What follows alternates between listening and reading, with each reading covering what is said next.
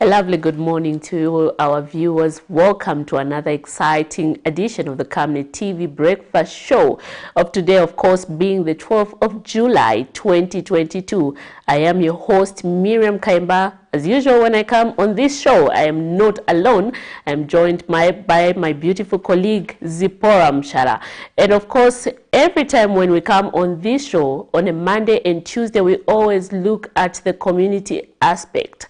So basically, our morning show, when it comes to Monday and Tuesday, we always talk about the community aspect, what is happening in the community. And later on, our viewers would open our phone lines so that you'll be able to contribute and give your comment with regard to our topic of discussion that we're going to have this morning.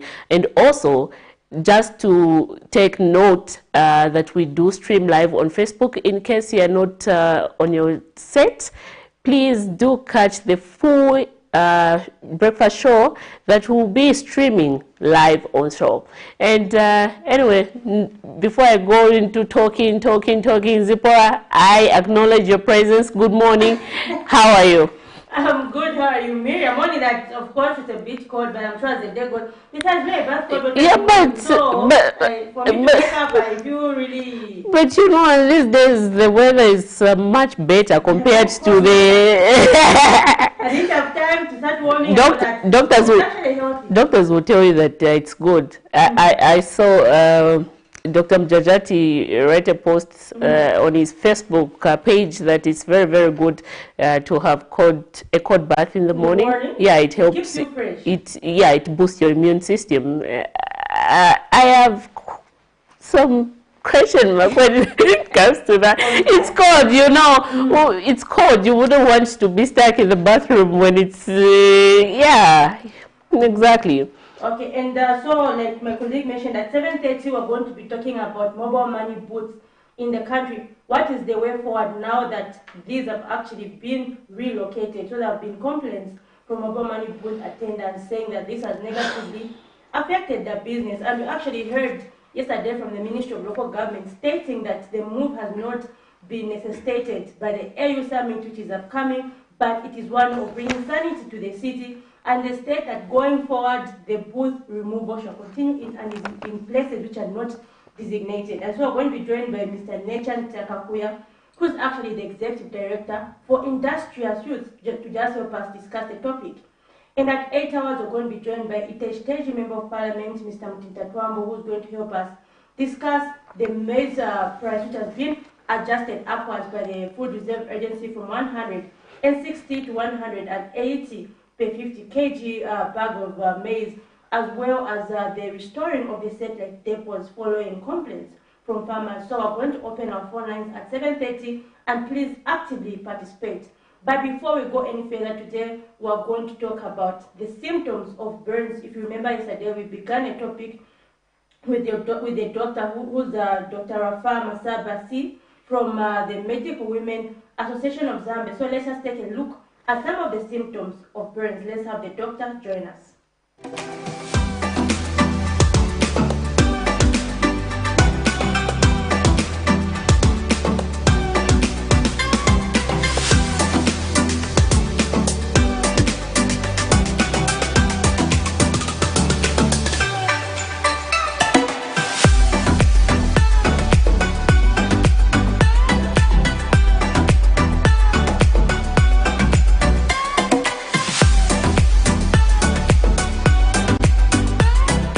Good morning. My name's Dr. Rafat Basit Masa. I'm coming from Medical Women's Association of Zambia, MWAZ. I'm working in University Teaching Hospital as a general surgeon. Yesterday we had a very exciting topic which we talked about burns. We talked about burns, we talked about introduction of burns, we talked about types of burns, we talked about the superficial types of burns, the burns which are a little bit deeper, and the really deep burns. So we've been talking about burns, and we're going to talk about burns this whole week because it's a very, very important topic, and we have noticed that we have a lot of people who are suffering from burns, accidents. It's quite devastating to lose people which we can actually avoid to lose them, you know. Yesterday we talked about classification of burns, we talked about causes of burns, we talked about what causes burns.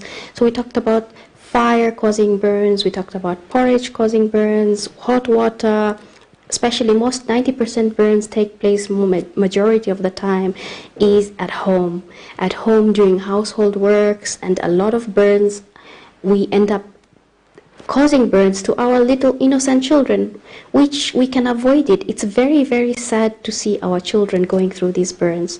Why should they go through these burns when we can protect them?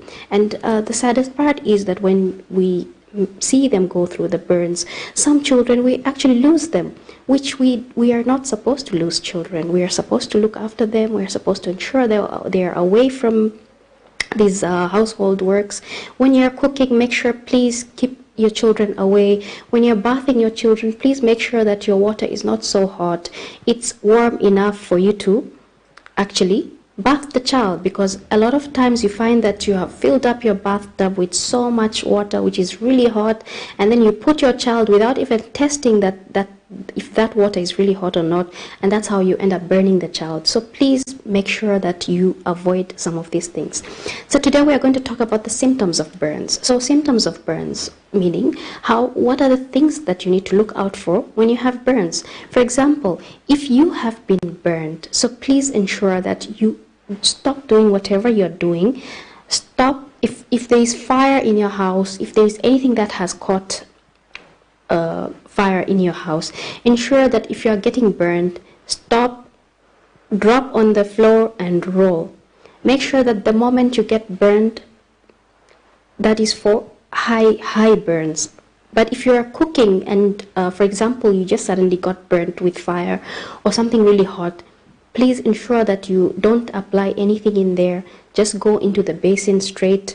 Try to wash your hands for 20 minutes with normal room temperature water. You don't need to put hot water or cold water or any kind of water. Just put room temperature water, run it through your hand or any part of your body that has just been burned, and make sure that it runs for about 20 minutes.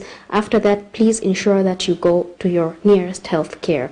Do not we have noticed that people try to apply toothpaste, then certain traditional powders, chemicals. So please ensure that do not apply anything on that burn wound, and go to your nearest health care, and they will provide you the accurate type of burns that you have got and how to go about it and how to look after it.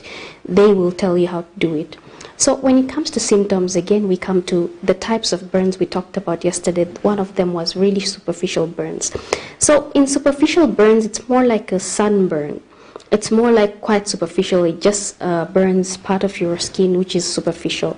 So on that burn, when you go to the nearest health care, the symptoms you're going to feel it's really painful, and it becomes red, and it's very, very painful. So hence people end up applying I have noticed that a lot of people apply Colgate there, thinking that it will cool it down, but it's actually causing more harm to your wound. So what you need to do is just go to your nearest health care. In there, they are going to provide some sort of creams for you and how to clean the wounds for you, and your wounds are going to heal within 7 to 14 days if you follow the accurate protocols that you've been told by your health care.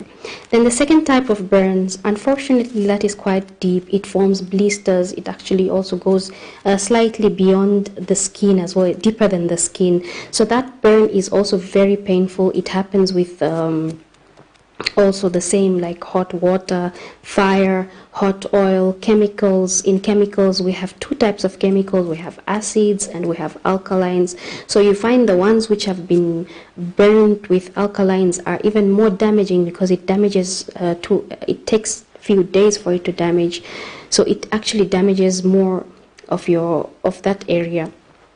So even in there, you'll find the symptoms. You'll find, for example, the patient will be so much in pain, then the patient will not feel like moving the limb or the area that has been burned, then the patient will lose a lot of fluids, because remember, your skin protects your whole body. It's the largest organ in your body, considered as the largest organ in your body. So you find that when you have skin loss, there's a lot of fluid that is coming out. So you find you find yourself getting very dehydrated, and so you need to seek immediate healthcare help. You need to go to the hospital. Do not apply anything in there. When you have gone through the burns, immediately wash yourself for 20 minutes. Prepare yourself, find transport, and go to the nearest health care, and you will be admitted there. They are going to look after your wounds and discuss the management, how you will be managed. So the second degree burns actually take a bit of time for you to heal, because it has caused quite a good amount of destruction into your body. So it takes a bit of time, and also totally depends on the percentage. If it's a high percentage, then it takes a bit of time for you to heal, and for you to be completely in full form, it will take a bit of time. As I said, some of these things can be avoided just by taking precautions.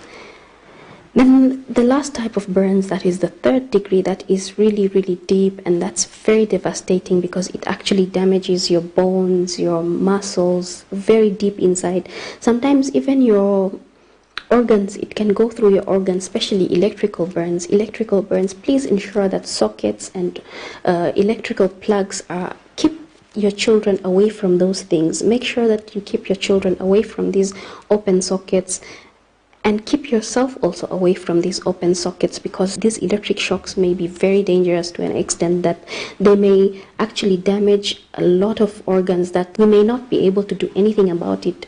So prevention is better than getting the cure. So ensure that you keep all these away from children, because when you get those deep burns, actually your symptoms will be like you'll have no feelings on your body, on that part of the body. If you have been burned on that area, it's going to look very white, it's going to be very deep. Whenever someone touches it, you will not feel anything.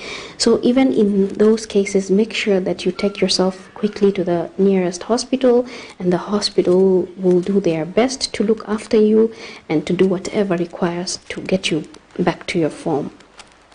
So please ensure that we protect ourselves and our loved ones from these injuries, which is avoidable. Please continue watching Camnet TV with us. We'll be bringing you every day new different topics, new different things to discuss with, and every day you will be learning something new. We'll ensure that every day you are learning something new. My name's Dr. Rafat Basit Masa. I'm coming from Medical Women's Association of Zambia, MWAS. I'm working from University Teaching Hospital, and I'm working as general surgeon. So please keep watching Camnet, because we'll be bringing you every day different exciting topics that you're going to learn, and you're going to make life better. We make life better together, and we make Zambia better together. So please keep watching.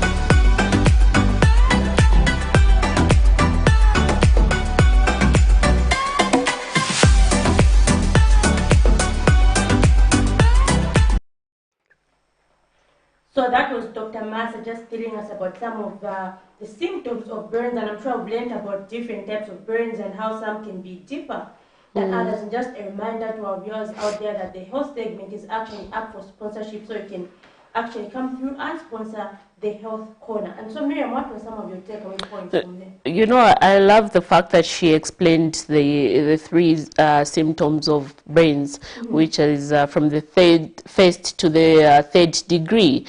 Yeah, and also she did emphasize on the point that don't put Colgate when you get injured. Zipporah, I know you do that a lot of time.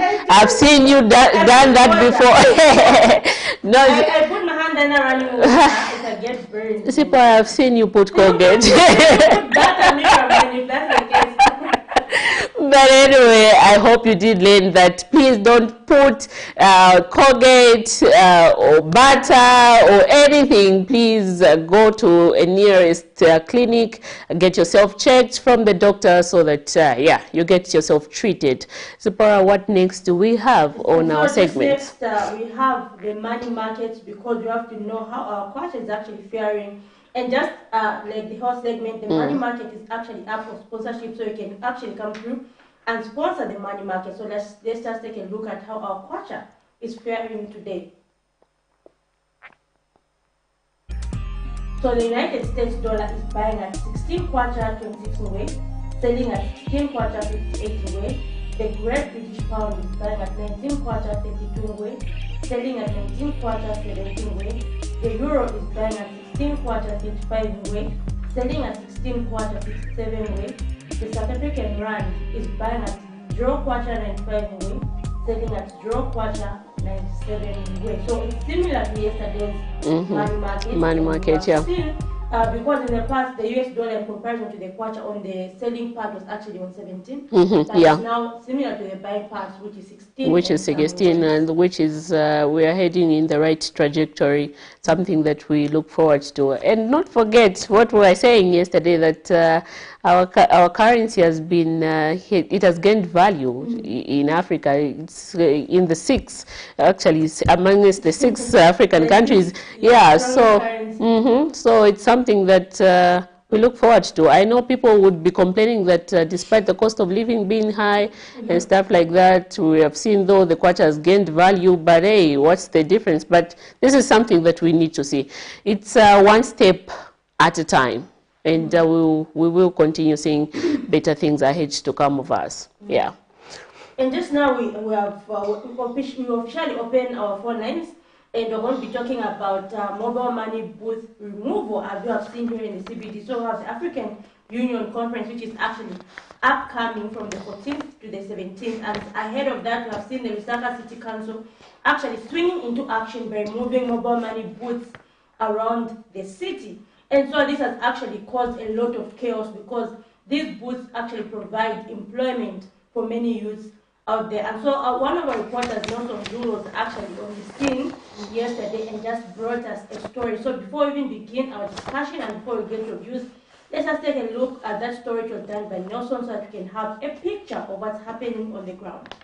To many youths, mobile money business is their source of livelihood, as the country's formal sector cannot accommodate everyone. However, the continued demolition of mobile money booths in Lusaka Central Business District has curtailed many people of their source of livelihood. Some mobile money operators talked to by this journalist had this to say. Why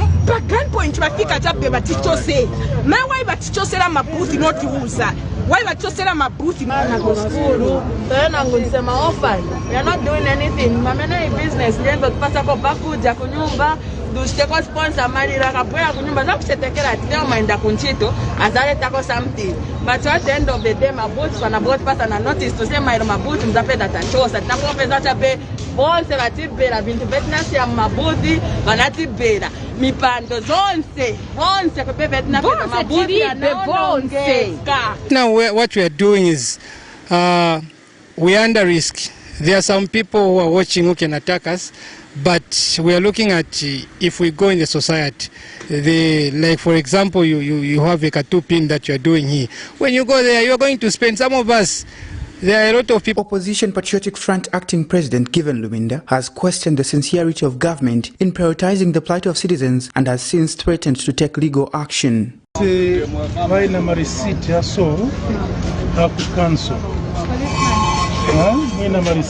yako kansu bakansu balibe mpamvu z'omuchosali. So once aina marisiti ya so nifuna mukalete marisiti ya ku secretariat ya PF. Nizamu pezerani lawyer akaende ku court. Mwondesa once mwina marisiti ya so mukalete ku kansu. Once mwina ma license but wamukwanyirani mabuthi, bring them to the PF Secretariat. And United National Independence Party spokesperson Andrew Mwila added his voice. Government should compensate all the owners of these booths, all the people who've been doing this business, they should compensate them because of loss of business. They've lost the business, they've lost their livelihood.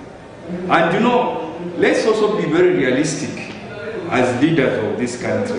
You know, even when we talk about private initiative or foreign investment, no, these foreigners come, yes, they invest in our country, they make money, but when you look at... Meanwhile, Local Government and Rural Development Minister Garin Kombo says the affected mobile money operators will be compensated. Who's legitimately operating a telephone booth and has been asked to remove in undesignated areas will be indemnified with another. I think that should be an underlying factor, that no one will be left in the cold. Everyone who will present themselves as a legitimate, meaning they are registered with the MTN, Airtel, SLZ, and also registered with the local authority. In this case, Kabwe Municipal Council, Dola City Council, Lusaka City Council, Mazabuka Municipal Council. So part of this exercise is really to harmonize the database between the service providers, the local authority, for the optimization also of revenue collection, and to make sure that... And Global System for Mobile Communications and Mobile Money Owners Business Association have pledged to work with the ministry to provide order in the city. So we are just here, we are saying that we are going to work together with the Ministry of Local Government. Nelson Zulu for Camnet News, Lusaka.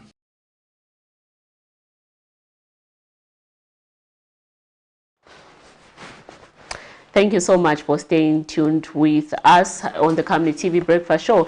That was one of the stories done by our colleague Nelson, where we're talking about the booths. I know there have been a lot of talks with regard to why Council did take up such a move and such a time. A lot of people are aligning this to the AU, the coming AU summit.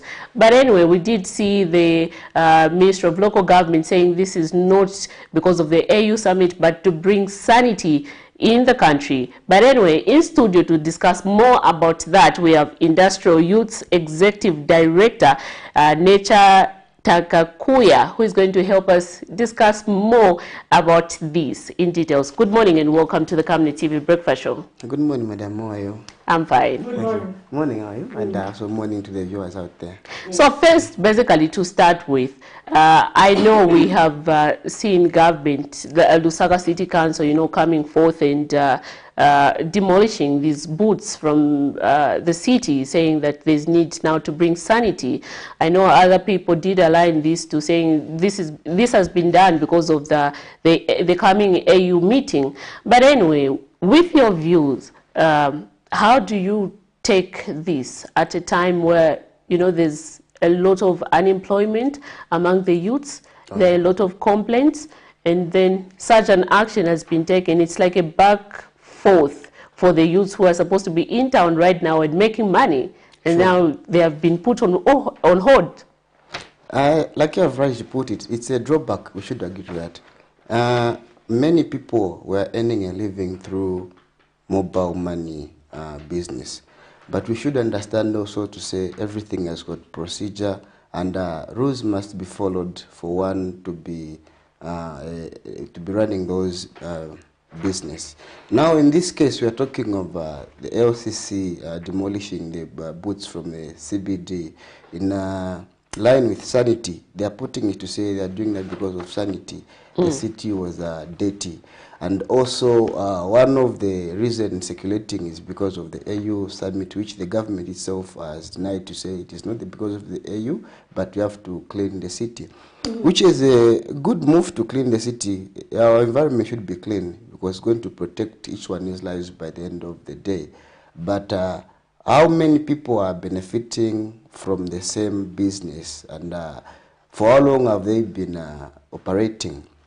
We should understand from the word go to say Airtel or MTN, and I just say mobile money business has been there, and it has helped a quite number of youths whom today myself I can point out some of them I was working with in 2015. Some of them have done nursing. Some of them have done food and nutrition production. Others have gone to different fields with a source of income which took them to school was the money which you are getting from the same business. Now, this means that those people, others who were in the same business with a view of bettering their lives, they're going to be a bit disturbed. And we should also agree again, the city must be clean. So it's a double play which you have to understand to say, for a city to be clean, some action has to be taken. Now, is the action taken okay? The action taken to clean the city is okay, but the approach was wrong. We could say these people were notified to say the booths will be removed. Yes. But what do you think made these people to hesitate? Are they ready to move to vacate? Or the same people who told us to say move away from the CBD, have they prepared enough space where these people will be allocated? You find that the only space which they are saying provided is behind police post, because there are some toilets, the public toilets there, and near Findek House there are also some public toilets there, which are these people that have to go. But are you telling me all the CBD to be enough for them to be allocated there? And also the other parties, people have been drawn back in sense that you find the means which the council used, they were using the bulldozer to remove the booths. So you find that some other people, to be difficult for them to go back in this business, because where to trade from, it has been destroyed. Other people would say, we have not gotten your capital, but where is the office? You have destroyed the office. Probably they could have engaged us in a civilized way. I'll take you back how these things came about. Years back, when the PF were in power, this system of Airtel money, mobile money, it came into the system, and many people rushed into it because of it was growing at a fast rate, and many people were benefiting from it. As soon as we could, before we realized, the cadres had realized to say the people that will be making money, and for them that made it a living, where if you want to have a booth, you have to pay in their zone a sum about of 5,000. I should testify to that. At some point, we paid that just to have a booth somewhere. 5,000, you pay this 5,000, and they give you a place, and there will be trading. So now, were we comfortable with the situation we are treated by cadres? No. Our view was the UPND will come in power, who have got the manifesto to promote small and medium enterprises, and which is one of them in line which is going to help the private sector. So our hope was, if we invest now, probably when the UPND come in power, who are promoting the youths, they are going to give us a better way. They come in power, we expect them to bring sanity in town, yes, and we expect them to engage us in every step. If they saw to say the city is dirty, they could have engaged us in a nice way to say, okay, Wane, we are removing you here because maybe one, we have to clean the city, and also we are receiving visitors. So we are taking you to this area. But looking at this time where we are now, things are hard. The economy is hard. Today as we are speaking, anytime soon the prices of transport will be increased. They have been increased. You say as we are so now.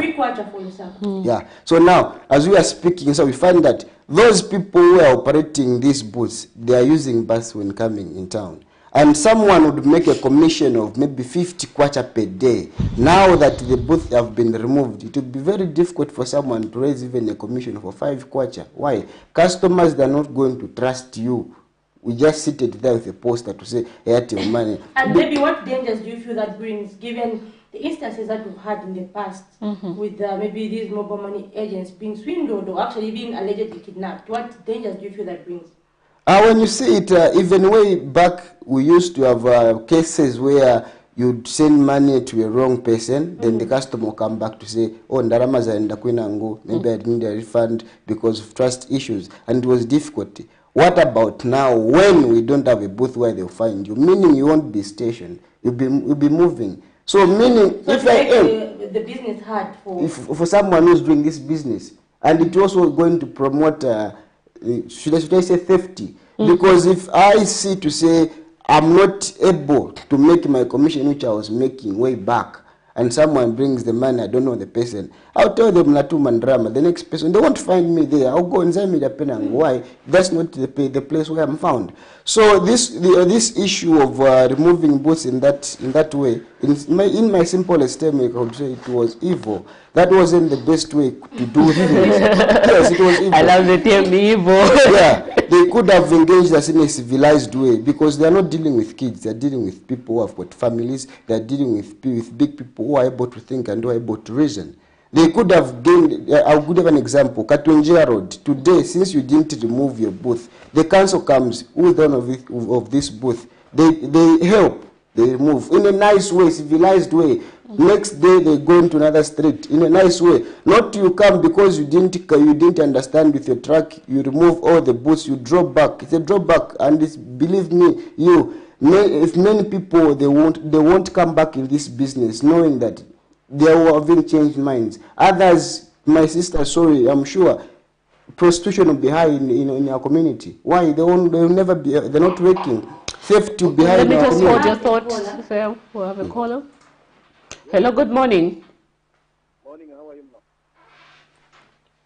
ma'am? Hello. Good morning. Hello. Good morning. Morning. We seem to have lost that call. Kindly call us back and make sure in a good place where there's network. So you can continue, Mr. Takafu. Oh, sure. So you find that this is going to promote prostitution in our community, is going to promote crime rate in our community, because you find that many people now, it has increased on the number of unemployment in our communities. Sure. Yeah. Okay, and maybe, okay, just a reminder to viewers out there, we're talking about the removal of mobile money booths here in Lusaka, and I don't know, Miriam, have they been actually extended? Is this move going to be extended to other parts of the country according to the ministry? We haven't. I didn't get. Yes. We've seen that interest. To ensure that there's sanity in more cities. Like the whole country. The whole country. But the main question, if the council and the local authority are going to take up this move of demolishing, just coming up with that machine they use and destroy all the booths, yes, without basically engaging them, are they going to refund them for their compensation? The argument is that it was not legal, but then we've heard the argument stating that it actually provides employment. And so maybe how do you feel, how better can these mobile money booths be organized to make sure that they incorporate things like toilets, because that has been one of the major concerns. Like yesterday we had the Minister of Local Government, or the Ministry of Local Government actually indicating that there was a smell of urine and fecal matters, in these booths. So maybe those are some of the concerns, because they're also bringing in health concerns. How better can they be organized so that they can even have toilets? Should we build maybe one big shop where we're going to say, what should we do? I should admit to say these booths at some point, or maybe they were used as toilets. It used to happen. In most cases, you find that someone go and defecate in the toilet, in the booth where they trade you a person who's working there, but you find that once you're out, street kids, they'll come and sleep there, they will urinate from there, and at some point you used to remember then when we had cadres in the streets, you find a situation where you're just in the booth, then they'll come behind the booth, they'll be urinating there. And you won't have power to question, because those days it was hell. Yeah, such things used to happen, and it really contributed to making our city very dirty. And also one should understand to say, for you to run this business of mobile money, you should have a certificate, or I say a license. There's a procedure that has to be followed by you go to the council, you go to PACRA, you go to ZRA, you get everything in order. Now, where there was a problem... Let me just hold your thoughts there. We have a call. Hello, good morning. Good morning. Please, you're through to Camnet TV. Tell us your name and where you're calling us from. Yeah, I'm George. Please go ahead with... From Livingston. It's good to know that Livingston is watching. Please go ahead with your contribution, sir. Thank you so much. I would like just to maybe just to make an observation. I think sometimes we are not very fair. I think think those guys who are putting all the books, I think they were engaged. Okay. They were engaged. And the problem that everyone in Zambia wants to become a politician. Okay? So, really like you today, I cannot just walk and put my book anywhere where I want to, in the building, because I want to do business. I know I want to make money. But I think let's observe the law. Because if people are stopping to, there's a lot of resistance.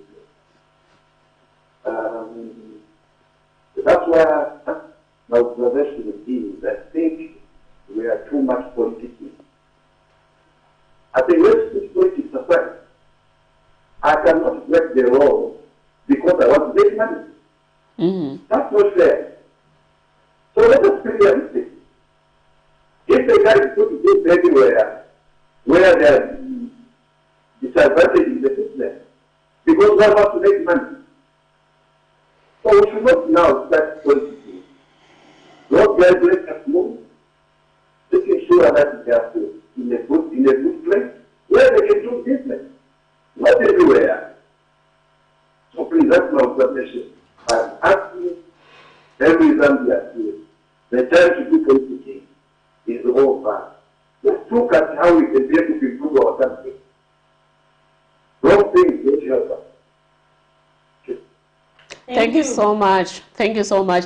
Talking about politicking, Zipporah, we did see yesterday acting PF President Given Lwinda stating that all those who have been affected should bring their receipts to the PF Secretariat by today at 10 so that he can help them get a lawyer. So I don't know, maybe those are in lines of politicking the situation. I don't know. What's your thoughts there, Mr. Your response to that? Yeah, we should agree to say in most cases we have politicized this thing. We should agree to say to start with, because the politician mostly deals with emotion, where people think they're complaining, they don't see the root cause of everything. Like I was telling you from the word go, the idea of this mobile money, it came in very well. Unfortunately, at a certain point, our friends, the cadres, they took it as personal, where they would just think of them getting the money and not really how it's going to be the outcome. So now, that these people just had to just be getting money from people in order for them to make a living. And the people also had a view to say, since in this business it is making money, everyone went into that, almost everyone went into that business illegally. We should understand it to say, for you to be running that business, like I said, you should have a license, you should go to PACRA, and they should approve. And by then, how it used to be done, they will tell you to say, there is a booth, there should be some meters away from that booth. That's where yours should be. Now, because of demand, those steps were broken. We have a caller. Let me just hold your thought there. Hello, good morning. Good morning. You're through to Camnet TV Breakfast Show. Please tell us your name and where you're calling us from. My name is... Your name is who again, sir? Please go ahead with your contribution. Yeah, I think.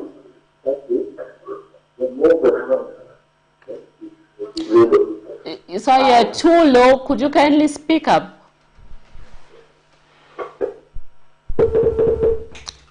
Okay, we have lost that caller. Please do call us back again and ensure that when you call us, please be a bit louder.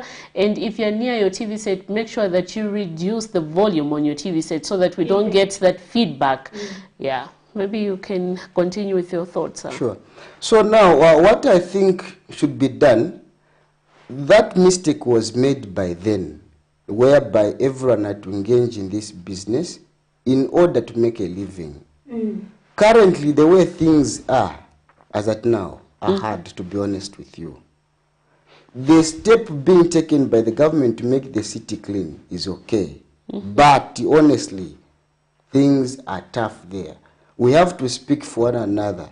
in sense that whatever, where you are earning a living, as long as you are not stealing, as long as you are not killing, let us help one another. Look at those people who are trading in those booths. How many families were they feeding? Were they stealing from anyone? Were they not paying to the council? If the council saw it to say it was illegal, why were they getting money from us? Because we find that most of the people, they are given license, but altogether they did not regard to say these have got licenses and these they don't have licenses. All the booths were demolished. That's why we are saying to say, from the word start, they were supposed to engage to say who are trading illegally and who are not trading illegally. Because by the end of the day, we are affected. Now that we are affected, and those with license and without licenses, they have got experience on how to run this mobile money. Now, what is the way forward to the government? How are they going to help us? That is the next picture. Since already it has been destroyed, we can't start talking over that. It is already done. Now, what's the way forward? Well, our appeal now to the government is that they engage. If someone, I'll give an example. Let's say you're selling salaola. In your shop there's a toilet and there's everything. And you'd love to be your booth to be at your by the doorstep there, the doorstep, so that customers can withdraw money in order for you to trade there. In those scenarios, are you telling me to say that it is bad? It is not, because we find that the owner of the shop is the owner of the booth out there. And the reason why they have put the booth there, because they want at least to help people who are buying their goods there.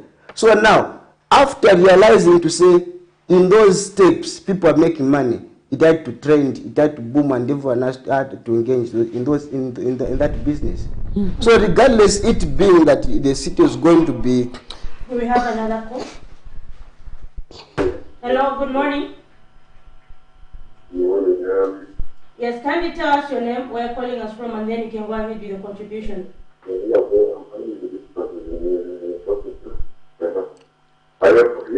Yes, can you just speak up? We can hear you.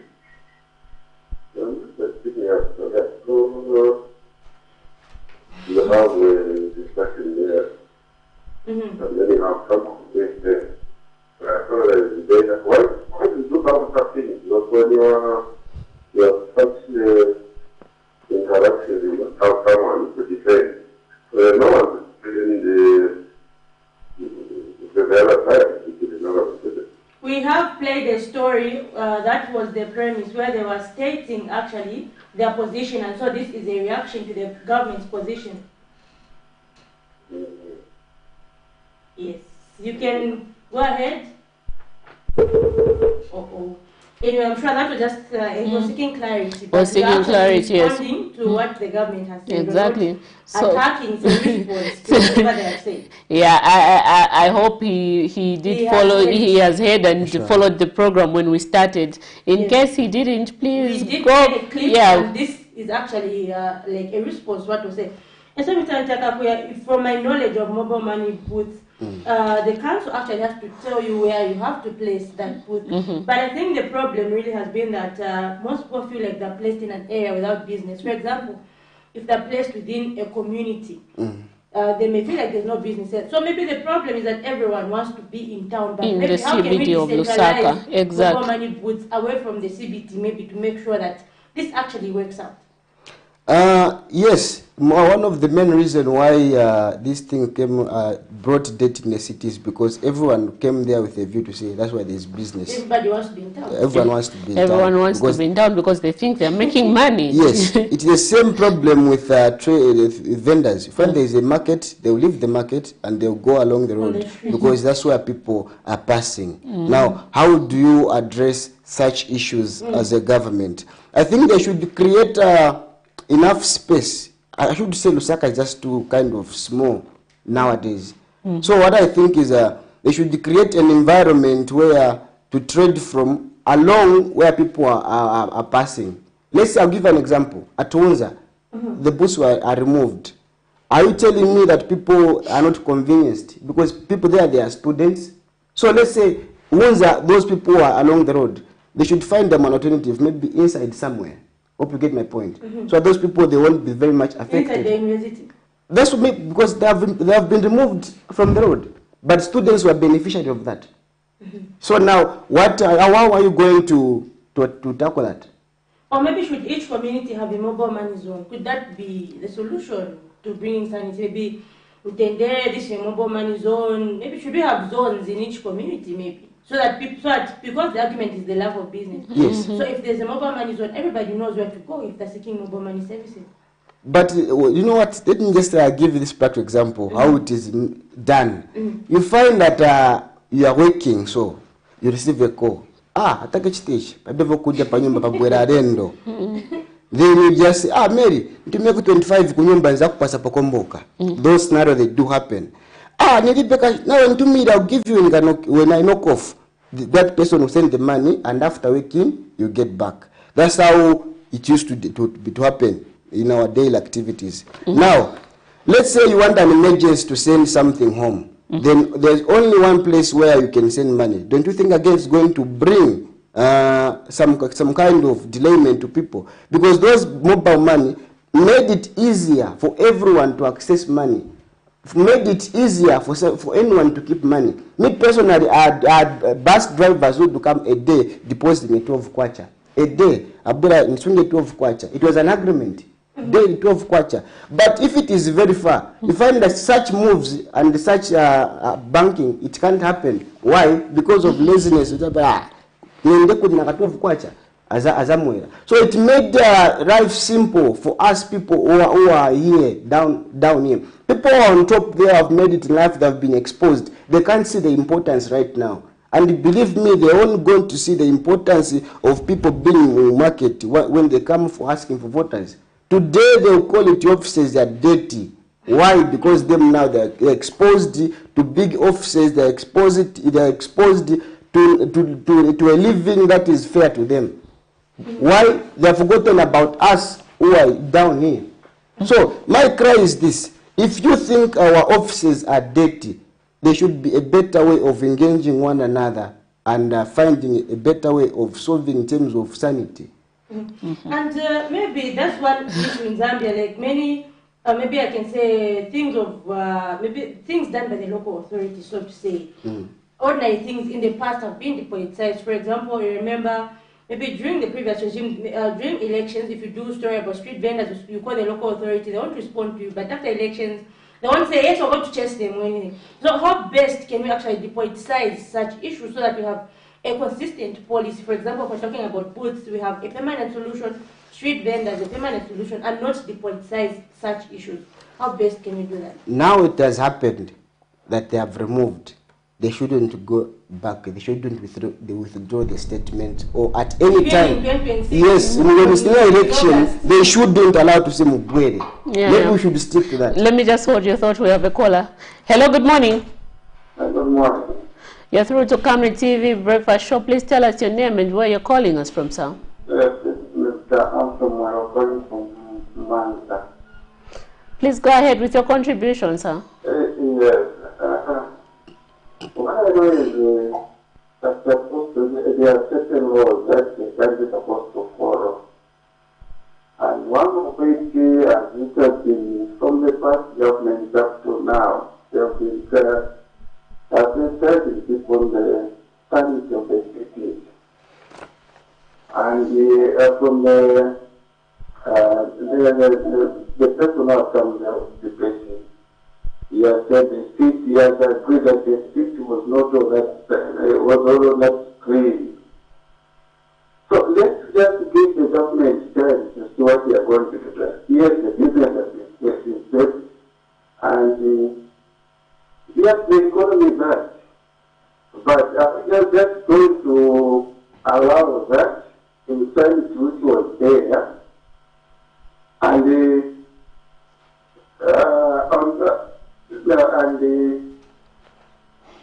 not following the laws, the rules of the council. Look at it, the way the minister put it yesterday. The fecal matters, this and that, the street was not that clean. So, and the has been found for the post owners where they are supposed to operate sanitary. I don't know where the problem is from there. So let's address around the government and agree on one thing so that we see where it's going to take us. Let's make Zambia as clean as it was some time back. Okay, so don't you feel that maybe it should have been done in a phased approach, given that there's a problem of high youth unemployment in the country? Shouldn't it have been done like in phases, or maybe like after maybe like 3 months where they give an official notice? As far as I understand, the boot owners were engaged for some time. I don't know if they were not, but I would need to get advice from them, the gentleman was there. For me, I understand that they were engaged for some time. After being engaged, I think the period was given for them, so that maybe they relocate to where they were given the land.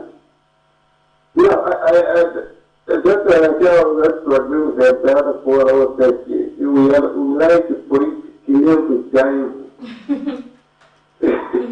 That's the problem. I think the both owners were engaged and the pressure was found for them where to operate from. So I don't know if they have to do that as disrupted, but if we move to where we have been located, I think the business is going to continue. Yes, the government has last we were given 2 or 3 months to organize themselves. But still, as Zambians, we like to resist every move that the government is going to make.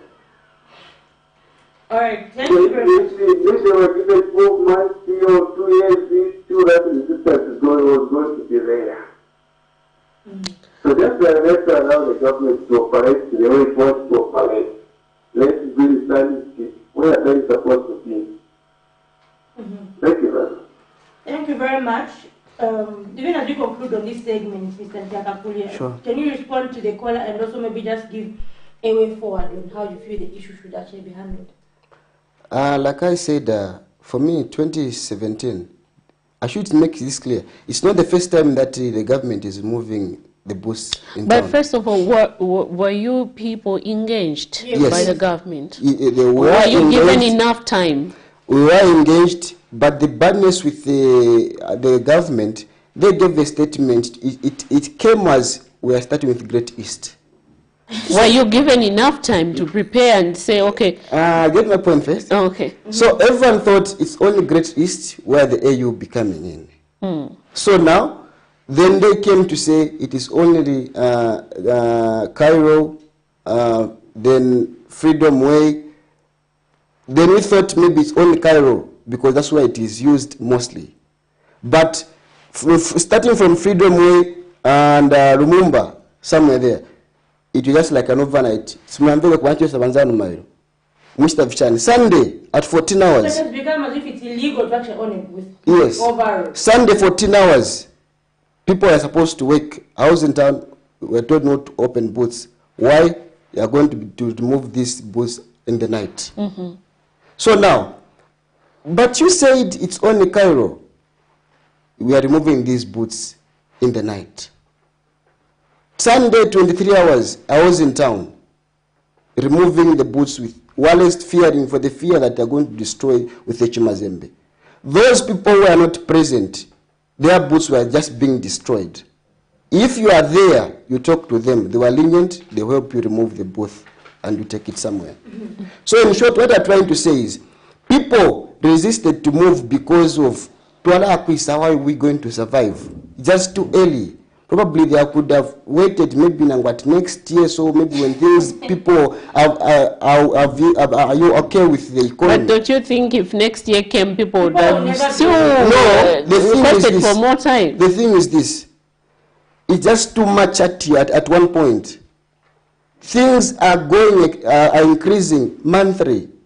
People are not even stabilized yet. Then you take away their source of income in an evil way. My point is this, we will not politicize to say the UPN they are doing this, no. Because this happened even, I think it should be 2017, in Cairo. The whole Cairo, there was no booth. It is only early this year when some booths started coming back in Cairo. I was one of the victims when I was in Cairo, were removed. We are just told 30 minutes before, remove all the booths, but the council will be coming to remove them if you want to remove. Within 30 minutes, we managed to remove. So now, what we are saying is not that we are politicizing the move, because we know it is not the first time that the UPN are doing this. Talking about politicizing, Mr. Anisha, there's a comment here from our viewer on Facebook, one of our viewers on Facebook, who says, it's vengeance against Lusaka residents who are perceived as PF supporters. Do you agree with this? Come again? So this viewer is saying the removal of booths is vengeance against Lusaka residents who are perceived as perpetual PF supporters. Do you feel that is the case, or is it just any citizen is it PF people, so to say, who have booths? No, it's not only PF people who have got booths, but it is PF people who help those people to put those booths in town. Okay. So now, they made it as a living to them. For you to put a booth, you have to pay them, they make a living. So now, for those people, they could say it is PF, because you find that they brought their families in town, so that they can just make a life easy for themselves, because they knew there is business into that. But even other people who are not PF, they benefited from that, but they had to pay some 50,000, even more. So now, since the PF, in short, what they're trying to say, they never had a plan on how these booths should be, because mostly were run by cadres and not the council. The council never had the power to put a booth somewhere. Only cadres were able to put there. If you go to the council, they give you... Let me just hold your thought. We have a caller. Hello, good morning. Hello. Good morning, ma'am. How are you? Hello. We can get you, madam. How are you? Hello. We can get you, madam. How are you? I'm fine. How are you? I'm fine. You're through to the Camnet TV Breakfast Show. Please tell us your name and where you're calling us from. My name is Elizabeth. I'm calling you from Emansdale. It's good to know that Emansdale is watching. Please go ahead with your contribution, ma'am. Yes, the contribution is I want that man to turn down. You know, sanity is needed in every city. I hope this man has traveled somewhere out of Zambia. But for Zambia, ni mwandini tulibasiko because I don't think it was even there was an authority. That's not good.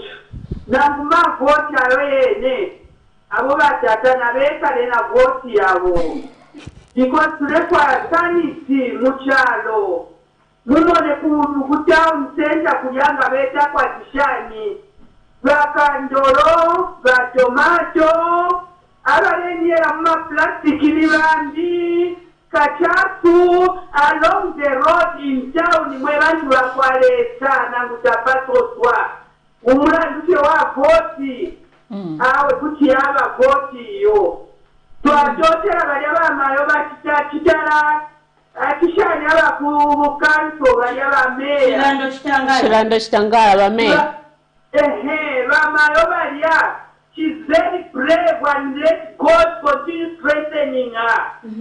But it's not easy ukufunya abantu, they are very bad people. But politics Zambia. It's too much wanting. Then the man votes the Leka Renayo. Nabalenda Tuma.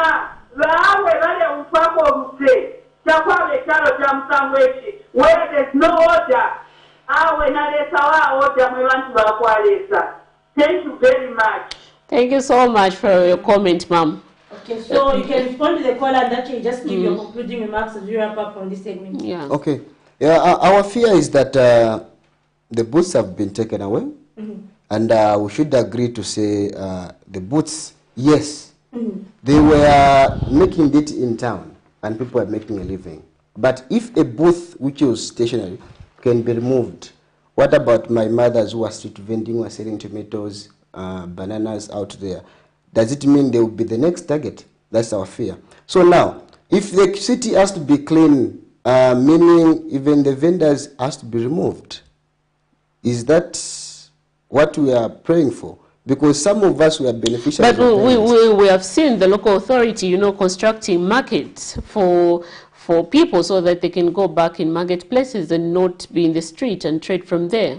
Yes. Don't you think that's one way of ensuring that... the only problem is that people find it difficult to go in markets to go buy. Don't you think that's a mindset that we need to change now if we're going to bring sanity forth in the country? That was the reason why I said to say, if they have taken this step, they shouldn't reverse it even during campaign period. Because we have to move in that direction. It's a good step, yes, and gradually, by bit, we'll get to it, we'll get used to it.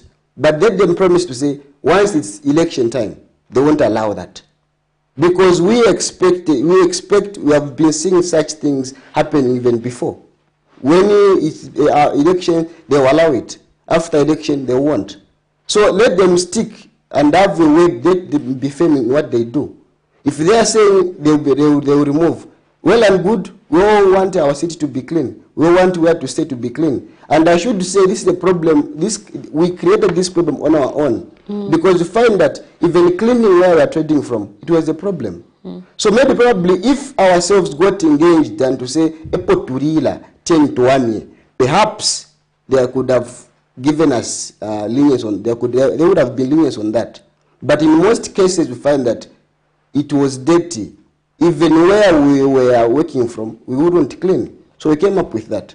Okay. We are not we are not saying these booths were properly placed. No, they were misplaced, especially by the previous which were cadres. They never had a plan. We agreed to that. But if you go to council, they give you a booth. They will locate you there. But what about those booths which were given by the council? Where are they going to take them? Because some of us have got a place which were given by the council. Does it mean to say that place will be gotten away from us, or we're going back to the same place?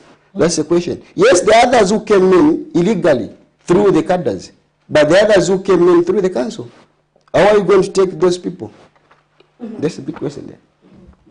All right, so that has been Mr. Nechan Takakuya, who's Industrious Youth Executive Director, just helping us discuss the removal of mobile money booths here in the CBD, as we have seen it has been a controversial issue in the past few days. And this is where we come to the end of this segment, but do join us before we go and have another but we're concluding on this segment. Anyway, good morning. Good morning, how are you? We are fine, thank you so much. Please tell us your name and where you're calling us from. Yes, this is Malambo from Mazabuka. It's good to know that Mazabuka is watching. Thank you. Yeah, I just wanted to contribute on the mindset of the people where markets are being built, but people are not adhering to where they should trade from. I think the mindset comes in that people doesn't want to go to the market because those that are supposed to be the market are bringing the business near to the people that are supposed to be traveling. And where they are bringing the business is alongside the roads, of which becomes an obstruction to the motorists and the other drivers in such a way that they might cause accidents. If not causing accidents, the accidents might be on them. So I would love to advise those that are trading alongside the road to use the market, because that rate is mandatory. And the authority allows only to trade from those mandated areas. So now if people are removed from where they are not mandated, it should not be a blame of the government or the council. They should blame themselves because they are trading from the place where they are not allowed. Whenever there is a law will guide you to go for or not to. As a result, those that are complaining to say the group they are destroyed or it was so harassment, it should not be. Let us understand that there is a way to go in everything. I think, thank you. All right, thank you very much. So that was just a comment, I think an additional voice to the issue of street vending. So thank you very much for the contribution. So just now, we're crossing over to another segment, so do join us shortly after the break and stay tuned.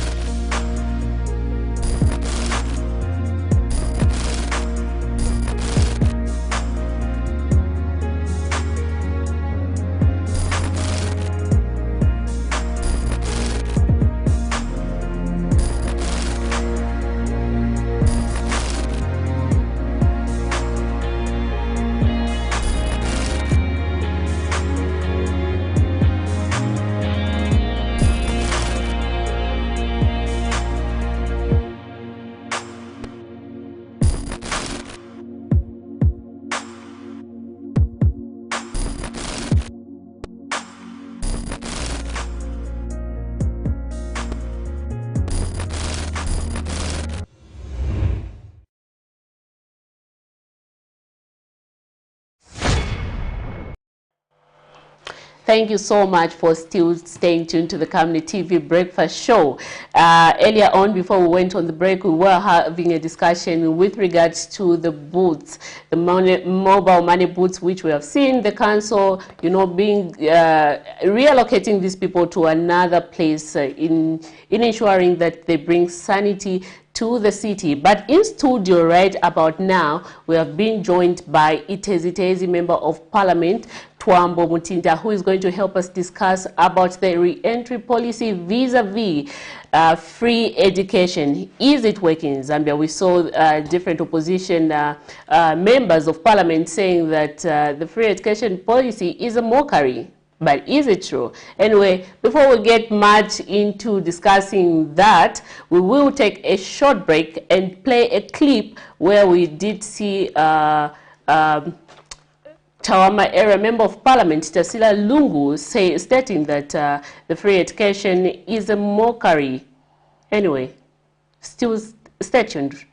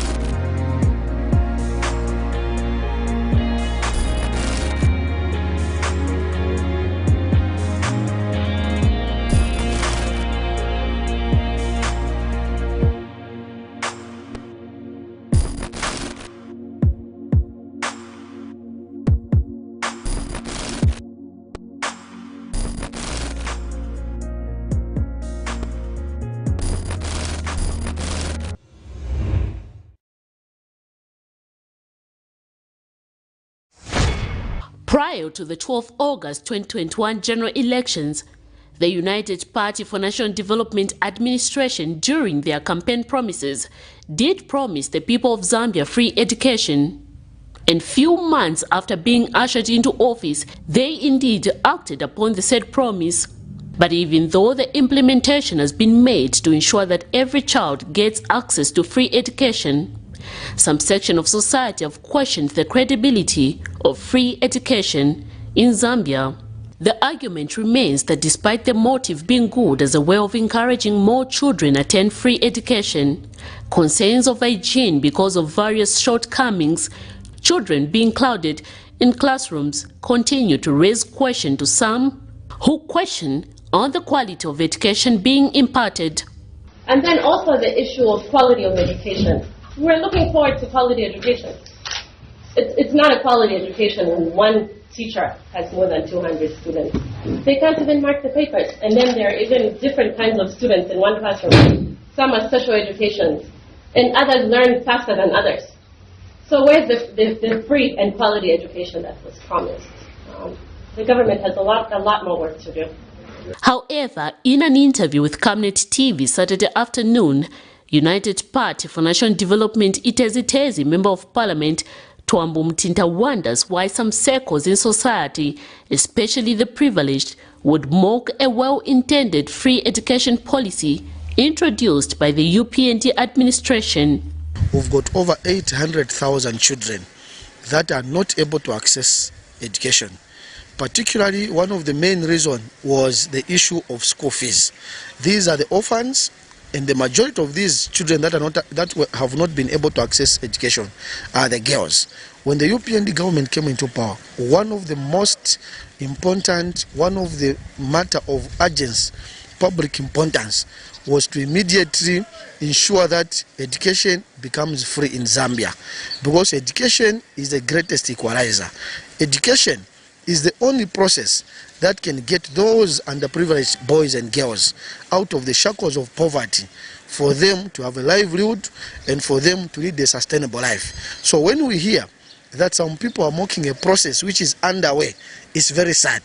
And the people that comes from privileged families, they should be the last person. They should be the last people to comment. One of the reasons why in this situation is because in the past 10 years, we didn't have a government. Meanwhile, the lawmaker states that the UPND administration is working toward ensuring that the education system being provided is qualitative. Our next step as government is to move to ensuring that the education system we are providing is qualitative. And that is where issues around CDF comes. I'll give you an example. In my constituency, over 60% of the CDF allocation has gone towards ensuring that there's quality education.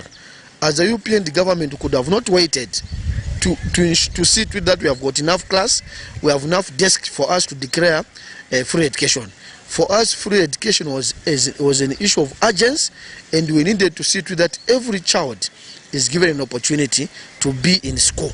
Well, we are ensuring that we work on the issue of quality. And according to Sustainable Development Goal number 4, Zambia by 2030 needs to ensure that all girls and boys complete free, equitable and quality primary and secondary education.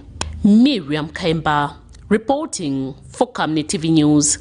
Rural areas have continued to lag in many sectors of development, and the story is not different when it comes to schools, as these are located far away from most village settlements, meaning that even little children cover a long distance just to have a chance at education. Residents of Stephen Mwaza village in Mumbwa district of Central Province say this has discouraged many children, including girls, from attending an education despite the free education policy. In an interview, one of the parents in the village, Miss Lydia Daka, says this has made it difficult to put an end to child marriages and teenage pregnancies. She has therefore called on the current administration to ensure that each village has a school nearby as one way of encouraging many girls to attend school. Especially when we are wakupenga penga rodi njotuinda mamota gwina rodi ivotu karikurambano vantu kwamba government yakabora ino kaitugwahiri hago vana vatokumita chimitemite kwina achikolo chavatokuiya vana twagomba vana vatokuhura maclasses yomwe vana 100 ino vana varaiyahi vantu vangi vachisi mari kapotukavatokutura vana maprivate nozontwira mari vana varaiya buti twarikuromba ati mutu gwahiri hego aronkanivo ya ibo chikolo vana vapenga kwina aruiyo rubotu rurigo. Meanwhile, some school-going teenage girls spoken to in the village have indicated that the nearest school is about 1 hour away on foot, which means that they're always late for school due to the long distance they have to cover going to various schools.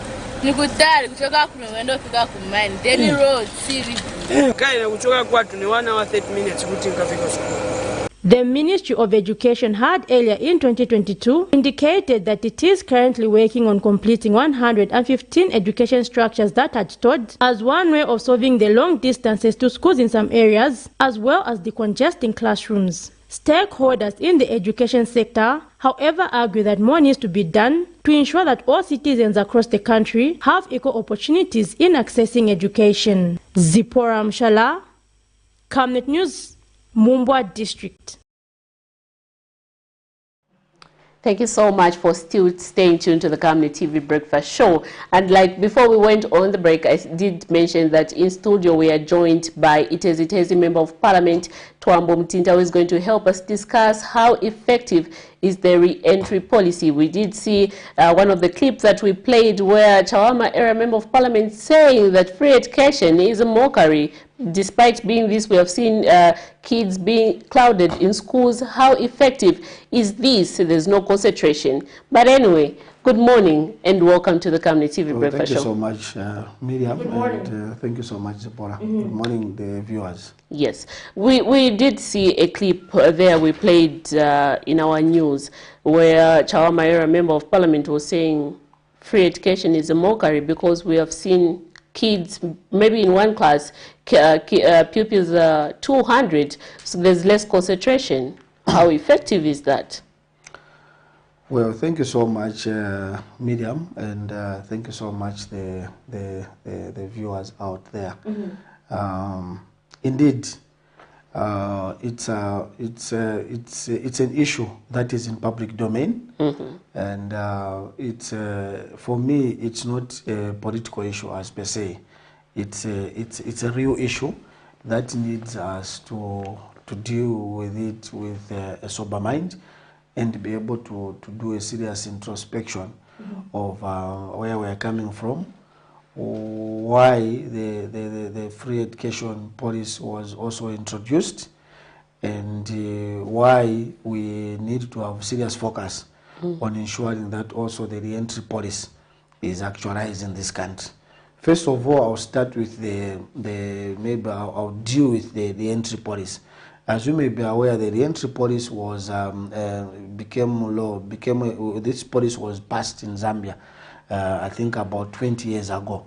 And the intention of this re-entry policy was to ensure that the girls who fell pregnant, they are given an opportunity to be readmitted back in school, so that we bridge the gap of the young girls who are not completing school, because statistics telling us that a lot of girls, they fall out of school. Actually, at their 7th grade, if there are 10 boys and 10 girls who start school today, by 7th grade, maybe 50% of the girls would have dropped.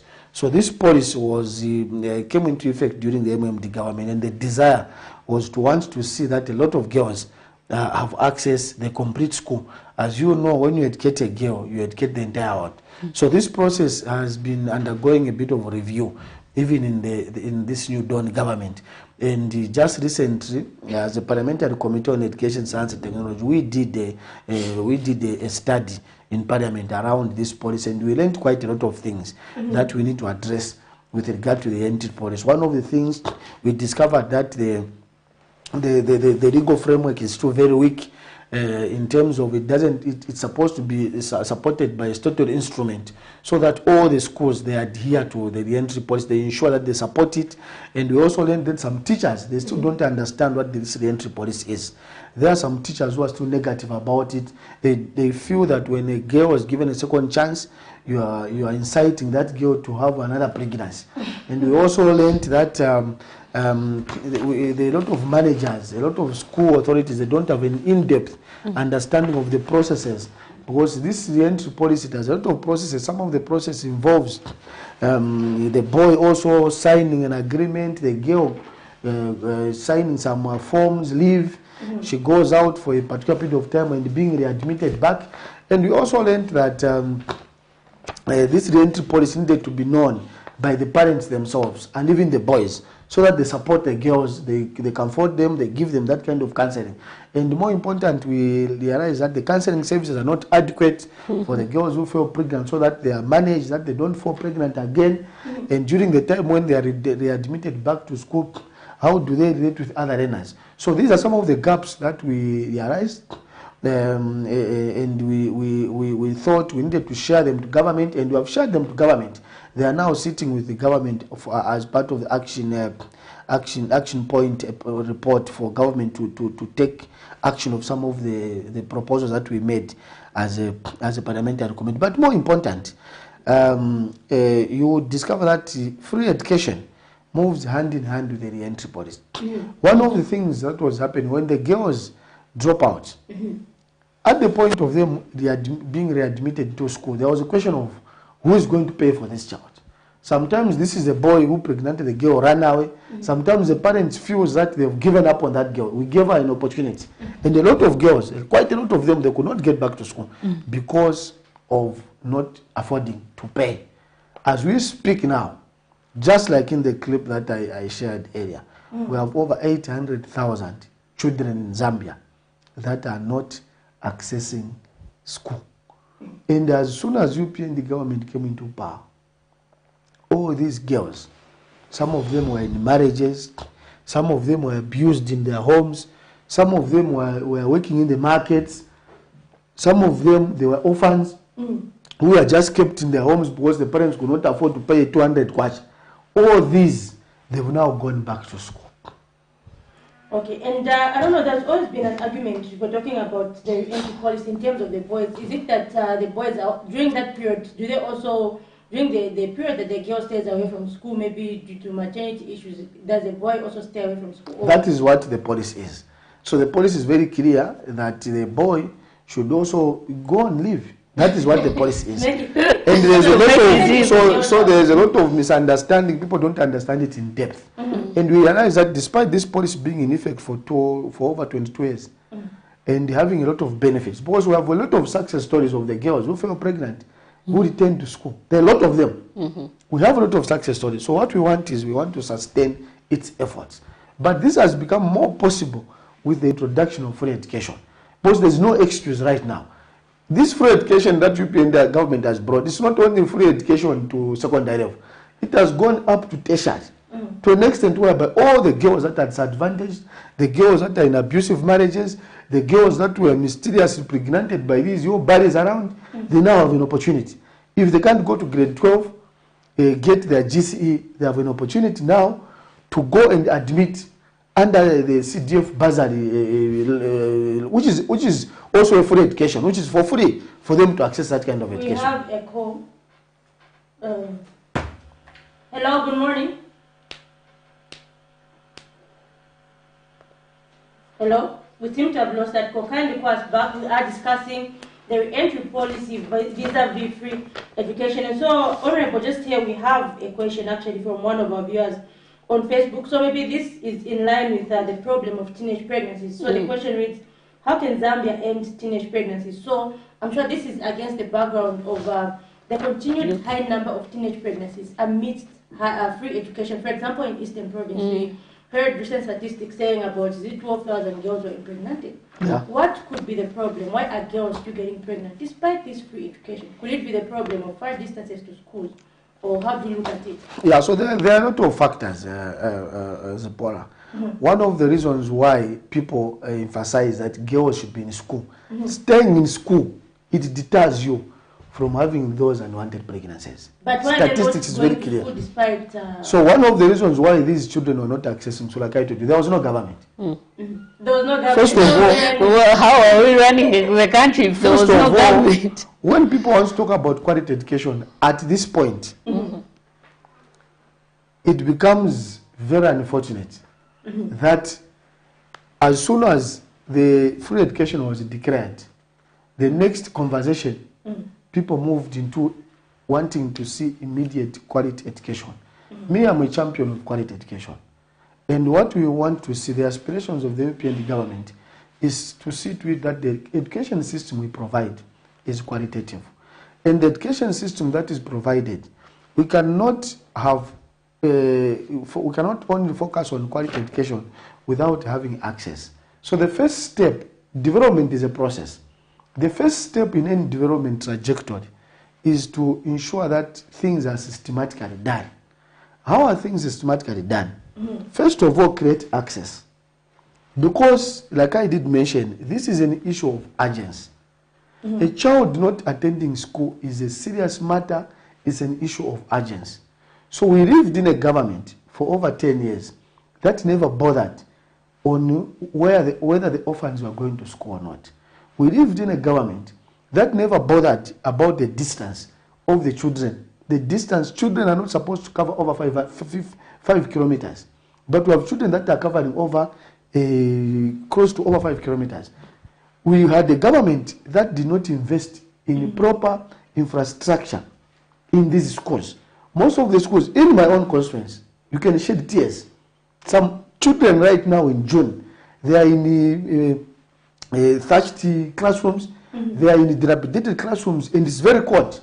So this is the kind of life we led in the last 10 years, because there was no investment in infrastructure, there was no investment in construction of schools.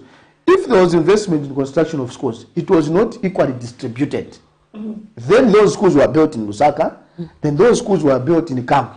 But the schools were not built in Chirubi, the schools were not built in Kanchibia, the schools were not built in Itestes. So that is how things become systematic. First thing, if we are the government, it was going to put all these parameters in place, such that when the UPND government came into power, the UPND government was just going to increase access, and all these things were going to be in place. But when you see people that are able to speak very good English... Let me just hold your thought. We have a caller. Hello, good morning. Hello, good morning. Please tell us your name and where you're calling us from, sir.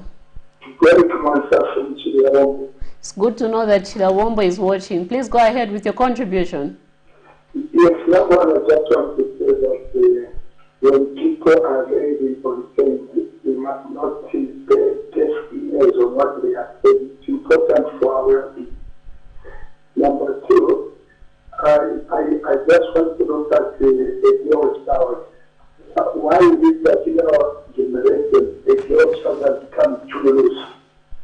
Number three, when you look at the hours that our children are going to school, they are given a lot of time in school and we are Monday to Friday. When you look at that, we just just from 7 hours to 2 hours. Now, none of that. But this time, the child needs to home, coming back, a comment on that. Thank you. Thank you. Thank you so the question is why, among others, why has the girl child become too loose in our generation? Why too loose as in what? Teenage pregnancies. Teenage pregnancies, I'm sure. An influence of the Western culture. Should all girls be taken to a boarding school somewhere or something? and also he did mention that why is it that the kids, the children are being, they're taking long to be in classrooms because they spend from 6 hours to 15 hours instead of spending more time with their parents. Maybe this is the reason why it's causing a lot of teenage pregnancy. A boarding school, stuff like that. Like every girl in Zambia should go to a girl's boarding school. No, thank you so much. I think he has very varied questions, and that needs an introspection by all of us to say, why are we seeing an increase in terms of teenage pregnancies? Yeah, I might not be an expert to give a reason, but there are a lot of factors. First of all, like I did mention, not all the children, as we might think, they've got access to school. And the school is one of the places that deters these children from these unwanted pregnancies. Because if you look at the statistics that we're able to capture of the teenage pregnancies are those in schools. But I can tell you that there are more children that don't go to school that are victims of these unwanted pregnancies. And there are actually more because we don't have a system that captures them. So it's scientifically proven that when you establish more schools, if you have more schools in these rural areas, because the schools is not just a matter of going. In the schools there, that's where you learn a lot of things that will deter you from having these unwanted pregnancies. I'll give you an example. The children that attend school, from grade 5 going up, they are taught what is referred as comprehensive sexuality education. So the intention of going to school is going to acquire those skills, going to acquire those values, going to acquire that kind of knowledge that will also help you understand your body, understand that at this point, if you slept with a man, you're pregnant. It also allows you to understand the hygiene practices. It also allows you alternatives on how you're going to deter yourself from being pregnant. So we cannot underestimate the value of school. School makes the girls not to fall pregnant because they understand a lot of values. That's the reason why investment in school is very key, because it will delay the time when the girls are going to have sex. I'll give you an example. There are a lot of you guys, perhaps when you're at your universities, you could not indulge in sex because you are thinking, okay, I still have plans for my education.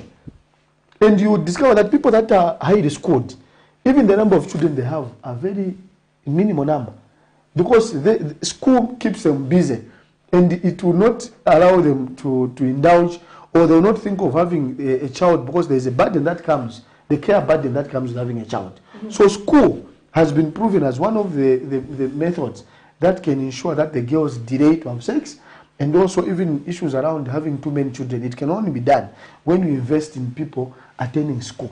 So for me, that is how I look at that. In terms of why the young girls are very loose, perhaps that requires a bit of a deeper research. I don't know whether it's proven, but I don't know whether that statement again is proven that the girls have become loose. I might not be able to give any scientific reasoning or scientific comment. I'm not sure whether it's very true, unless if you also agree, but I'm not really sure whether that is a standard statement that we can all agree that the girls have become loose, because I don't know whether we're looking at the numbers of teenage pregnancies or we're looking at what factors. But for me, there's an issue that needs to be addressed. so that we avoid these unwanted pregnancies amongst the teenagers, so that we reduce the HIV/AIDS infection among teenagers, because it's very high. Yes, that I agree. We have a call. Hello, good morning. Hello. Morning. How are you? Oh, fine. How are you? Good. I enjoy the topic. I want to contribute something. Okay. Can you tell us your name and where you're calling us from before you contribute? I'm calling from the Kaka in Tokyo. All right. You can go ahead. Yes. I love the way Mr. Tomba said that for the past 10 years we had no government, which is true. Because this is the government that is not bothered about its people. They wanted to lead the nation, which are people who are not educated. You know, when you are listening to people who are not educated, is to teach them and convince them. Now, to teach people who are educated is difficult. So now, the previous government wanted Zambia just lots of knowledge. And, especially the correct. They wanted to have a country with people who are not educated. So that the businesses to be teaching them, which is not good. Because this is I'm very sorry to hear that I heard this from Chawama. He talk about quality education. Now, this is my man. This is a government that is not bother to build the school. This is the time that this convention that school is due to the government which is not build school. Yeah? So there should be a chance to start doing quality education. And they do not build school. Because this is a school. This condition is not supposed to be there. So this government means well. And they want to have a country with educated people. And this is the beginning. They need to say what he's saying. That is correct. It's not the government is not now building a school trustworthy and people have been teaching very well. So those MPs and who have been in previous government, that's the last one to talk about it. But education, what they didn't talk about it. Thank you very much. Thank you so much. Just coupling with what our callers said before you comment on that, do you think we're able to achieve our 2030 SDG number 4 of ensuring that there's quality education, bearing in mind that a lot of young kids, young people are walking a long distance to access education? Do you think we're able to achieve that by 2030? Yeah, thank you so much. So just like the caller did mention, that is correct. So people with good English, those that went to private school, the privileged ones, they should be the last ones to talk. People who are in government for 10 years should be the last ones to talk. Let them allow us, the orphans, to talk about this issue. Because we know what it means not to have an opportunity for someone to pay for you. Like me. Me, no one paid for my education throughout. Including university, I was never on a buzzard. So I know what it means when a government decides to give an opportunity for the people that are underprivileged to also access school. If we had the PF in power, that SDG number 4, it was going to be a far-fetched dream. With the UPND coming in power now, we will be getting closer to reaching the target of the SDG number 4. Simply because we are now investing. As I speak now, we have over 50% funding that has gone to all the schools. Me, in my constituency, Paul, my schools could not get funding for 80 months. I'm not politically here. There was nothing. There was nothing in it. Someone can go and check the records. For 8 months, none of the schools was getting any funding, including the debts. For the first time now, all my 84 schools, they've got all the funding. All the schools in ITSS, they've got all the funding now for the first time. But you can't, but you can't deny the fact that the previous administration did build up some schools. We did see them commissioning some schools, so you cannot deny that fact. I don't know where those schools were built. For me, they were built, but they were not equally distributed. When we are talking about fighting poverty, when you want to develop the country, you need to distribute them equally. In my constituency, it says, can you point at the school which was built? in the space of yes. So you see, when you're talking about development, it should be distributed equally. The way right now government is funding all the schools countrywide. As I speak now, when we just came into power, these schools were not getting any grant. They could barely buy a chalk. This time government is struggling to ensure that all the schools get the funding. That is a starting point of quality education.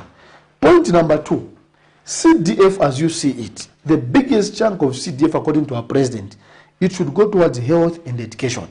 And just like I mentioned in the clip, I myself from Itestes, my constituents, 60% of CDF has gone towards education. And what am I doing in the education sector is to improve quality. As we are already moving at the level we are already moving a step ahead. We are now at the level of quality. What we are trying to do is, first of all, we are supporting all the community schools in the 25 community schools. I've sourced for funding for them under Zambia Open Community Schools. We train the communities, they understand the importance of education. We are also trying to touch a bit of their infrastructure, robbing money for people to build the infrastructure. Government schools. Good morning. Good morning. How are you? Well, fine. How are you? This is Tomono calling from Lundai. All right, you can go ahead. Good to know that Lundai is watching. Yes, Wapumulo. Good morning, Honorable. Yes, Muchwani.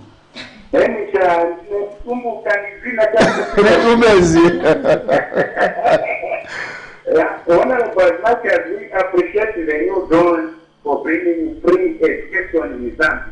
Yes, Wapumulo. You must understand that the free education also has brought needs whereby the funding you are talking about is not meeting the target for the school. I'll give you a scenario example. If you enroll 500 people in a school, then you give it 75,000. Then the 500 is calculating to 100%. They are making more than what they can make at that time. If that free education comes to realization.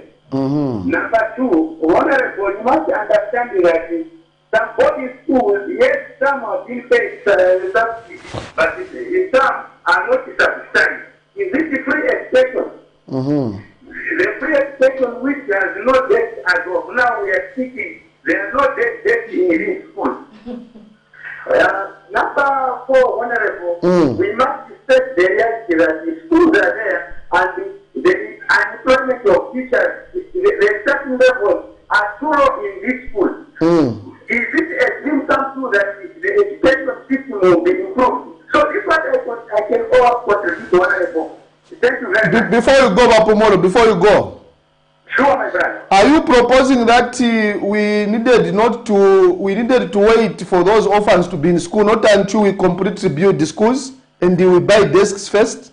Is that what you are proposing? There are mechanisms in which you can put in free education. As of now, in Zambia, the free education we are talking about, I think it was all the things that have contributed to the high cost of living in these areas, whereby when you look at the free education, it was only managed during counter era, not now. Now we are in a global technology whereby everything needs money. These head teachers, they don't talk because the funding they are receiving is very little. As I'm speaking now, confuse ourselves to go into co-cultural activity in terms of sports because they don't have money in these schools. So we have to be realistic and tell the people that this presentation should go in this direction. I think it will help so that all those curricular things which we had like sports, like debate, and what should take place upon having money in these schools. Some projects which the former PS produced like sustainable, where teaching in fish and what, they have talked because there's no money. So are you also proposing that the 800,000 children who were not attending school, they needed to be home until the situation normalizes? You know, I don't say that they should stay home, but how do we put that free education? It should be managed and the staffing is there and everything is there. So we need to have a proper roadmap. Okay. So if you go to certain schools, my brother, the places where a teacher, they are not having a English talk, sometimes it's 100 books to go Okay. Thank you so much for your contribution, sir. Zikomo. So I just want to make another comment from Apomolo. What government is doing now, I think in the last month, we are also conducting a very detailed statistics. As we speak, we inherited a government where you couldn't know, no information. And anyway, So you see, so he's asking that we need to be very systematic, and he has a very big point that the free education should be rolled down in a systematic manner. Yes. So first of all, we have even been struggling to understand exactly what are the gaps in terms of space, what, and this process is information is being gathered now, so that become very clear in terms of what are the gaps in terms of space. The Minister of Finance was even struggling to do supplementary budgets because information was just scattered anyhow. Like I've been saying, there was no government. In my constituency, we have completed doing that documentation.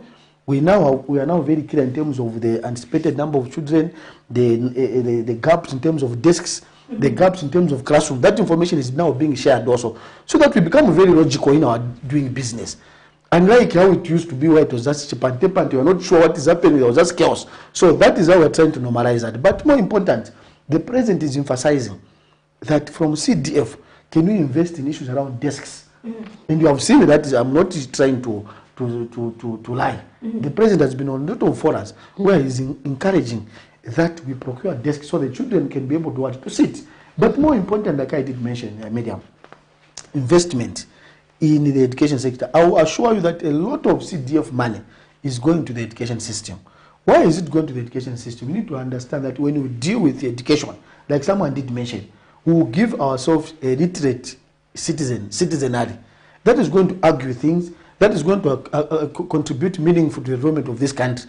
And that's the reason why this European government is the only government that believes in human development, because we put education at the center of everything. For the first time, 30,000 teachers, and people wanted those teachers to be recruited within 1 week. It's not possible. Things should be done systematically. Yes, things should be done systematically. 30,000 is not a joke. 30,000 teachers were never recruited in a space of 15 years of PFO and the MMD combined them. We never had that number of teachers. So we needed to do things correct.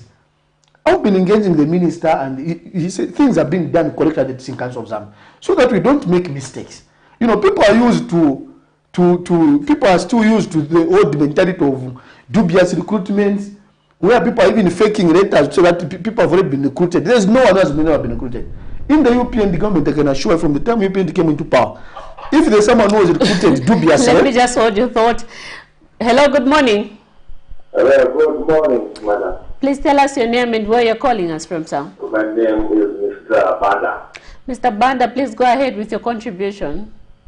Madam, I wanted to just make a position on contribution concerning the children pregnancies this year.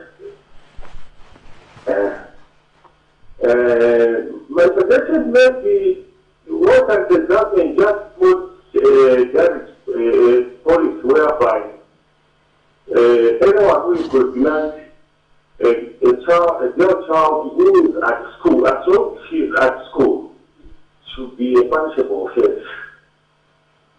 A very big punishable offense. It's just a delivery policy, just put it like it.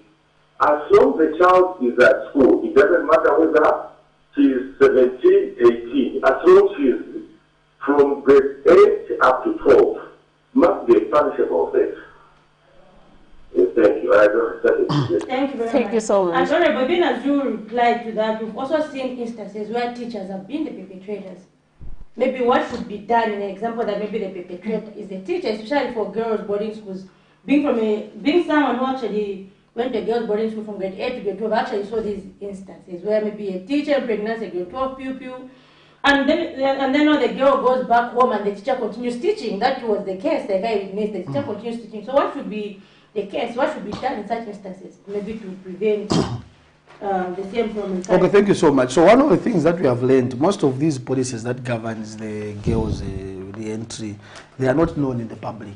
And a lot of social protection policies, they are also not known in the public. I'll give you an example. The Anti-GBV Act is very clear, but very few people understand its contents. The re-entry policy itself is very clear. Now, the laws are already there. for someone to be punished who impregnates someone who is in school. Those laws are there. What we want is serious enforcement. Otherwise, the laws are there. But more important, that's the reason why, for the first time, for over 17 years, all the government were struggling. Just last week, President Hakainde Hichilema, he assented a bill, which is called the Child Code Bill. And this bill had its first reading last week on Thursday in Parliament. It was read for the first time. So, just like the caller did mention, we need to make stiff punishment to the perpetrators of children who abuse the children that are in the schools. And one of the laws which will make even this issue more stiffer, apart from the laws that are already existing, is a Child Code Bill. I think anytime we'll come back here and come and discuss the Child Code Bill, so that we can be able to understand its contents. Because what this Child Code Bill is doing, it's also going to bring into law mechanisms of children reporting. It also ensures that some of the punishments, they become more stiffer to the people that abuse children, including sexual, gender-based violence, like what the caller did mention. So the Child Code Bill is a bill that we strongly feel every Zambian should support. Because what the Child Code Bill is going to do, to also codify the age. At the moment, the age of a child in Zambia is very subjective. At the moment, we have about 21 pieces of registration that we want to combine that are going to ensure that the children are well protected. We have got systems that will ensure that child protection and child safeguarding is in place. And also, we want to strengthen punishment to the offenders. And that's the reason why we are strongly appealing to the parents. We are strongly appealing to other members of parliament out there to support the Child Code Bill.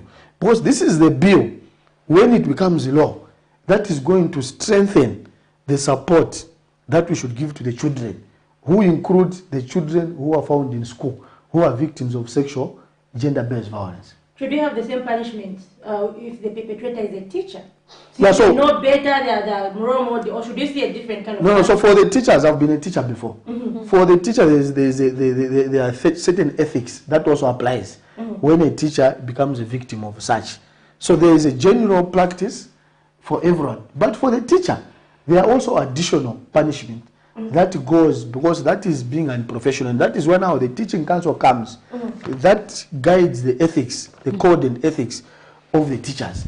And we need to look forward to a time when the teaching council should also be able to tell us. We want to understand the relevance of the teaching council of Zambia, so that they now start giving us statistics on how many teachers perhaps they were fired for abusing children. We need that kind of information with time, or else we'll start questioning the credibility of some of those bodies, because those are the bodies that are supposed to see to it that the teacher's conduct is the teacher's conduct is as what is stipulated in the code of ethics for the teachers. So for the teachers, indeed, it's not something that can be tolerated, and the teaching code of conduct is very clear on what kind of punishment should be meted to a teacher who abuses the children. But abusing children, it doesn't matter whether you're a teacher or you're not a teacher. Whether you're a government worker or a community member, a punishment should be meted. And we want to see to it that through the Child Code Bill that is coming soon, the children should be protected. So this bill is about protecting children. It's not about punishing anyone. So if you don't temper with children, it will not touch you. But if you violate the rights of children, then this is the law that is going to protect and safeguard the children against any form of harm. And we are looking forward to Parliament ensuring that this law comes into effect in this current sitting of Parliament. Yes, definitely. And so maybe you can just give your concluding remarks. We're just remaining with, I think, 1 or 2 minutes. Thank you so much, Miriam and Paula. So as we conclude, I just want to assure the Zambians that the UPND government means well, and free education is targeting the poor children, the children that would have never had an opportunity to know the shape of a desk, because these are the orphans, these are the children who live in families that are underprivileged. We had the government in the past 10 years that could have done the basics that are required to effect free education. But as a UPND government, we are in a hurry to bring about equity. We are in a hurry to ensure that every child is given an opportunity, because that is what we promised. However, the responsibility we have is huge to ensure that free education becomes qualitative And that is the reason why there is now investment in quality education throughout the country, not selective investment. All the 156 plus constituencies, they are receiving money, and the people now have got a choice to decide how they can transform the education system. This is the money which will build schools, reduce the gaps that the children walk. This is the money that is going to give them desks. This is the money that is going to give them a classroom space. This is the money that is going to give the girls clean and safe drinking water. And this is the money that in the next few days is recruiting teachers. In some areas, they've never seen a new teacher in the past 10 years. They are going to see a new teacher come next week. And very soon, we will continue championing quality education. Me, myself, as a champion of quality education, I'm very keen to see to it that no child in ETSS sits on the floor. I'm very keen to say that no child in education, in ETSS, misses class because of not having a teacher. I'm keen to see that no child in ETSS should miss class because there's no safe and clean drinking water, or there's no toilet, especially for the girls that might need this kind of support during their menses. So these are some of the issues that we are championing, and we will not just be political by speaking good English to condemn a process which is a process. So people should trust the process and understand that certain things, they need certain parameters. Moreover, the quality of education dwindled in Zambia 10 years ago. One cannot tell me that last year there was quality education and there's now the definition of quality education. Zambia has already been graded to have poor quality education in the past 10 years. So we are now at a process where we are revitalizing the agenda of quality education. And it's also very interesting that everyone is now concerned about quality education. You know, it's a very good step that people are not talking about quality. No one is talking about quality education. Even the vocabulary, the conversation of quality has come with a new dawn. So I'm sure we're headed towards the correct direction. We're headed towards the right direction because now even people are championing quality education. We want all our children to go to those good schools. We want government schools to provide the much desired quality education. My child is not at Baobab. I could have taken my child there, but my child is at Rusango Secondary School. People like telling us that our children don't go to these schools. My child is in a public school. He's at Rusango Secondary School there, where the windows are broken. I want him to experience that. I'm a member of parliament.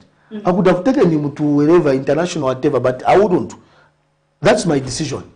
And I'm one of the people that also champion that Rusango should be the best school. Rusango should get the best funding. Rusango school should have windows. There should be water at Rusango using government money. Because I'm a government worker, and what other children are experiencing is what my child should experience. Thank you so much. Actually, that's very good, because I remember there's been that discussion saying these ministers are taking their children out there. But anyway, go to Rusango, you'll find the records. My son is there. He's in grade 8. All right. Thank you very much, Honorable, for that insightful discussion. And so earlier we were joined by Mr. Nishan Takakuya, who just helped us discuss the issue of mobile money booth removal, and just now we're discussing the entry policy vis-a-vis free education. So thank you very much for those who stayed tuned to us, but do remember to join Patrick Soko and Sharon Kadimbula tomorrow as they talk about politics. Miriam? Yes, Zipporah, not forgetting our viewers who are watching us live on Facebook page. That is Daliso, Martin, Mwape. We thank you guys for staying tuned to the Camnet TV Breakfast Show and following the conversation on our Facebook page. For me, my colleague Zipporah Mshara and myself, it's bye-bye and God bless you.